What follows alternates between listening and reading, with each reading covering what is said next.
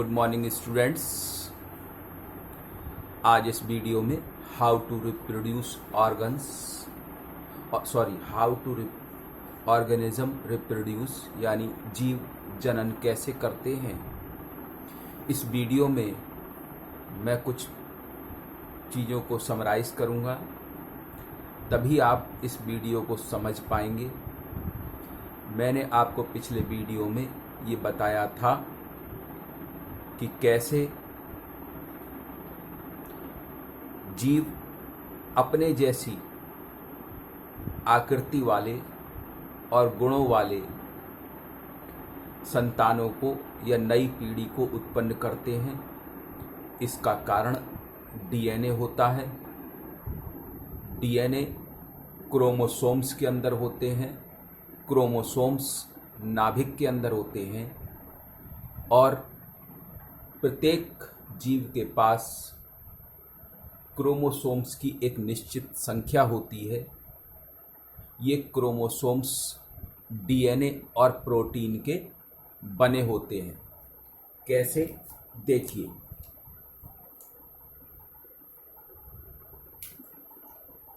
मैंने आपको बताया था कि प्रत्येक माता पिता अपने जैसी संतानों को उत्पन्न करते हैं, क्योंकि डीएनए एक पीढ़ी से दूसरी पीढ़ी द्वारा जब ट्रांसफ़र होता है तो उस स्थिति में एक जैसे गुण जो है माता पिता के गुण उसके बच्चे में आते हैं।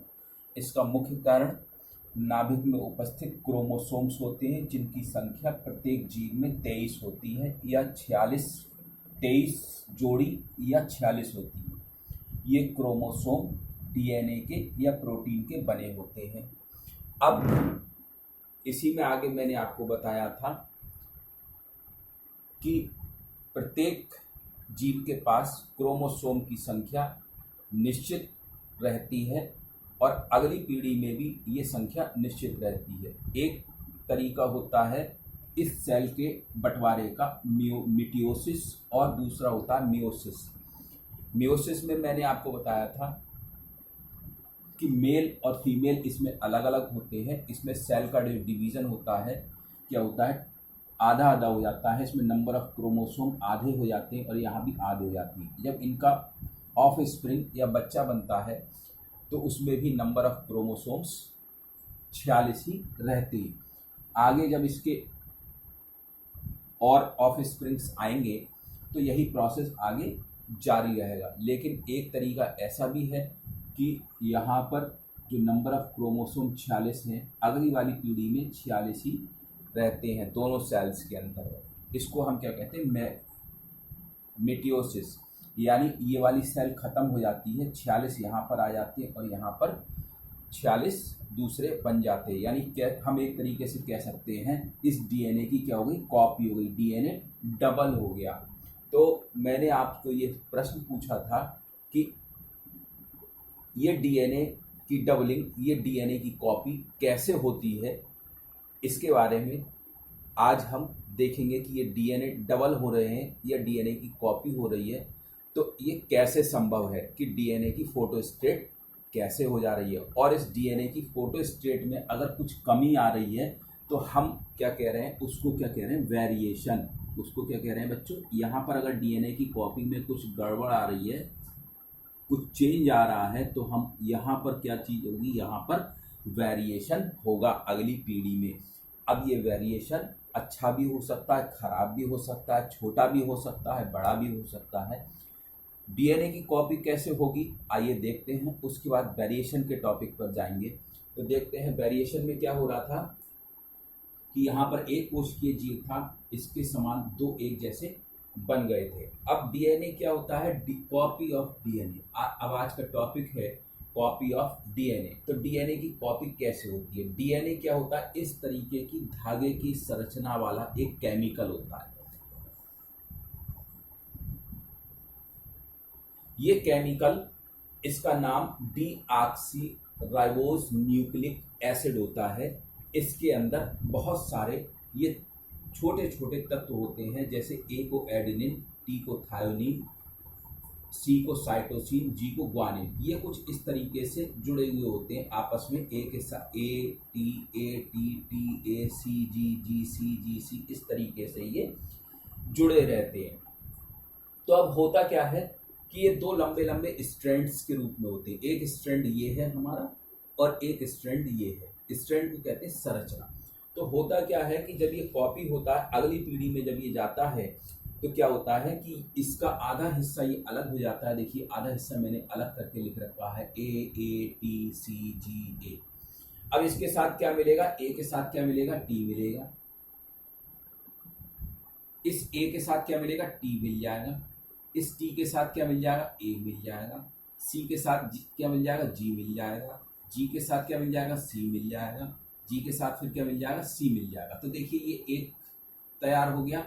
इसी प्रकार टी के साथ ए मिलेगा, टी के साथ ए मिलेगा, ए के साथ टी मिलेगा, जी के साथ सी मिलेगा, सी के साथ जी मिलेगा और यहाँ जी मिलेगा। अब देखिए ये खत्म हो गया और ये दो एक जैसे तैयार हो गए। तो हम इसको क्या कहते हैं, डीएनए की कॉपी होना। जब ये डीएनए की कॉपी हो जाती है तो क्या होता है कि दूसरी पीढ़ी तैयार हो जाती है, जो आप यहाँ पर देख रहे हैं। इसी डीएनए के द्वारा नंबर ऑफ क्रोमोसोम्स काय के द्वारा जा रहे हैं, डीएनए के द्वारा जा रहे हैं। तो यहाँ पर क्या है, नंबर ऑफ क्रोमोसोम्स की संख्या बराबर रहती है और इसी कारण से जो एक पीढ़ी की जो गुण हैं वो दूसरे पीढ़ी में चले जाते हैं। जैसे अगर हम ऊँट की बात करें तो ऊँट क्या है, वहाँ एक विशेष परिस्थिति में रहने के लिए बना हुआ है, रेगिस्तान में। उसके पैर गद्देदार होते हैं, वो 7-8 दिनों तक बिना पानी पिए रह सकता है। अगर उसके बच्चों में उनके माता पिता में अगर ये डीएनए है तो उसके बच्चों में इस प्रकार का डीएनए होगा, तभी क्या होगा, ये गुण उसकी अगली पीढ़ी में ट्रांसफर होंगे। अब वेरिएशन क्या होता है, वेरिएशन ये होता है ए के साथ क्या आना चाहिए, टी आना चाहिए, ए के साथ टी आना चाहिए, टी के साथ ए आना चाहिए, सी के साथ जी आना चाहिए। अब जी की जगह क्या आना चाहिए, सी आना चाहिए था, लेकिन आ क्या गया बच्चों, ए आ गया। तो ये क्या हो गया, वेरिएशन। ये क्या हो गया, डीएनए की कॉपी में कुछ भिन्नता आ गई। इस भिन्नता के कारण अगली पीढ़ी में कुछ क्या आते हैं, वेरिएशंस आते हैं। यहाँ से वेरिएशन जो है जब आने शुरू होते हैं तो क्या होता है, अगली पीढ़ी यहाँ से अलग अलग होना शुरू हो जाती है। ये वेरिएशन क्या करते हैं, ये वेरिएशन क्या करते हैं, अगली पीढ़ी में अच्छे भी हो सकते हैं, खराब भी हो सकते हैं, लाभदायक भी हो सकते हैं, हानिकारक भी हो सकते हैं। तो वेरिएशन के दो कारण हैं। पहला कारण है कि नंबर ऑफ क्रोमोसोम्स की संख्या में परिवर्तन। वेरिएशन के क्या कारण है, नंबर ऑफ क्रोमोसोम्स में चेंज आ जाए, change, number of chromosome change हो जाए। दूसरा, कॉपी ऑफ डीएनए, डीएनए की कॉपी में अंतर आ जाए। डीएनए की कॉपी में अंतर इस तरीके से आएगा, अगर यहाँ नंबर ऑफ क्रोमोसोम्स चेंज हो रहे हैं, 46 यहाँ नहीं पहुंच रहे हैं, तो ऐसी स्थिति में क्या होगा, अगली पीढ़ी में क्या होगा, कुछ परिवर्तन आएगा। अब ये परिवर्तन आने से क्या फर्क पड़ रहा है, होने दो परिवर्तन, हमसे क्या लेना देना, नहीं, ऐसा नहीं है। अगले वीडियो में हम ये देखेंगे कि इन परिवर्तनों के आने से अगली पीढ़ी में क्या क्या लाभ, हानि और किस तरीके के उनके जीवन पर असर पड़ता है, वो देखेंगे अगले वीडियो में। तब तक के लिए keep learning, keep watching, thank you.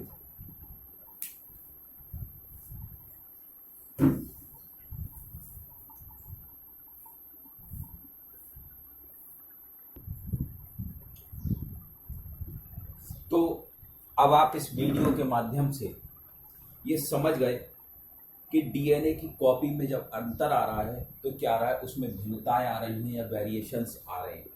In variations का अगली पीढ़ी पर क्या प्रभाव पड़ रहा है उसको तो हम अगले वीडियो में देखेंगे ही, लेकिन मैं अब पूरी बात को आपको सामने खोल के रख रहा हूँ।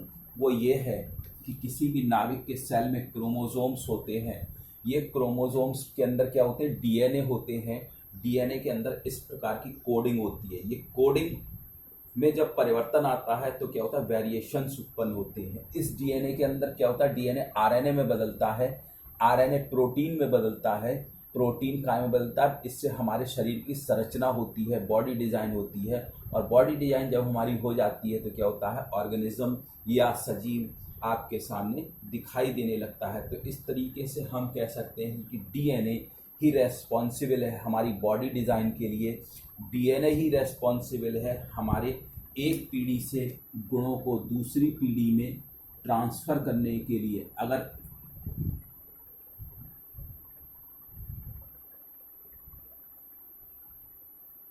यही कारण है कि ह्यूमंस का बच्चा ह्यूमंस होता है, कुत्ते के बच्चा कुत्ता होता है, ऊँट का बच्चा ऊँट होता है। इसके माध्यम से अब आपको अच्छे से समझ में आ गया होगा, क्योंकि पहले वीडियो में मैंने आपको विस्तार से बताया था कि कैसे ये डीएनए ट्रांसफ़र होता है, कैसे डीएनए में कोडिंग होती है। इस आधार पर आप अच्छे से समझ सकते हैं कि डीएनए का अगली पीढ़ी में परिवर्तन लाने के लिए या अगली पीढ़ी में कुछ वेरिएशंस पॉजिटिव या नेगेटिव लाने के लिए क्या क्या रोल होता है। तो इसके जो सवाल हैं वो हम अगले वीडियो में करेंगे जो आपकी किताब में दिए गए हैं। तब तक के लिए keep learning, keep watching, thank you.